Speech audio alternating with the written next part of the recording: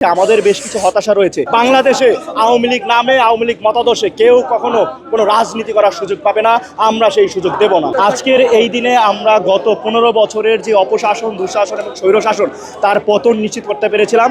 বাংলাদেশের মানুষ তার বাক স্বাধীনতা ফিরে পেয়েছে, মানুষ তার মানবিক মর্যাদা ফিরে পেয়েছে আজকের এই দিনে আপনারা জানেন যে ফ্যাসিস্ট হাসিনা দেশ থেকে পালিয়ে যেতে বাধ্য হয়েছিল এবং আমরা আজকের এই দিনে এসে আমাদের যে আনন্দ অনুভূতি রয়েছে সেটি তো আছেই, একই সাথে আমাদের বেশ কিছু হতাশা রয়েছে।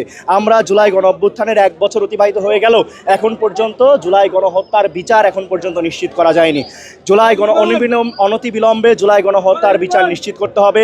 এখনও দেখতে পাই আমরা আওয়ামী লীগের সন্ত্রাসীরা তারা প্রকাশ্যে ঘুরে বেড়াচ্ছে।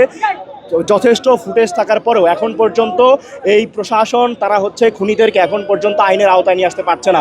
সুতরাং আমাদের দাবি থাকবে যাতে করে কোনো প্রকার টালবাহানা ছাড়াই জুলাই গণহত্যার বিচার নিশ্চিত করা যায়, নয়তো বাংলার ছাত্র জনতা রাজপথে আছে, তারা এই বিচার আদায়ের জন্য যে কোনো ধরনের কঠোর কর্মসূচি নিতে বাধ্য হবে। এক্সট্রিম মশার কয়েল প্ল্যান্ট ফাইবার দিয়ে তৈরি, তাই সহজে ভাঙে না, সুগন্ধিযুক্ত ও নিরবিচ্ছিন্নভাবে জ্বলে। ডেঙ্গু, চিকুনগুনিয়া বাহি সহ যে কোনো মশার বিরুদ্ধে দেয় এক্সট্রিম সুরক্ষা। আজকের এই ভিক্টোরি মার্চ থেকে আমরা এটাও ঘোষণা করতে চাই যে বাংলাদেশ গোটা রাষ্ট্র ব্যবস্থার যেই ফ্যাসিবাদী ব্যবস্থাটা বাংলাদেশে বিদ্যমান রয়েছে সেই ফ্যাসিবাদী ব্যবস্থার সম্পূর্ণ বিলোপ আমরা চেয়েছিলাম, কিন্তু এখন পর্যন্ত ঐক্যমত্য কমিশনের নামে দেখতে পাচ্ছি আমাদের যে প্রত্যাশা ছিল, জনগণের যে প্রত্যাশা ছিল সেই প্রত্যাশার মূল্যায়ন কিন্তু করা হচ্ছে না।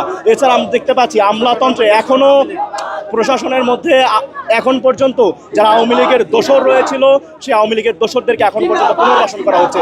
আমরা স্পষ্ট ভাষায় ঘোষণা করতে চাই বাংলাদেশে আওয়ামী লীগ নামে, আওয়ামী লীগ মতাদর্শে কেউ কখনো কোনো রাজনীতি করার সুযোগ পাবে না, আমরা সেই সুযোগ দেব না। জুলাই ঘোষণাপত্রে জনগণের আকাঙ্ক্ষার পূর্ণ প্রতিফলন নিশ্চিত করাটাই অন্তর্বর্তীকালীন সরকারের কর্তব্য।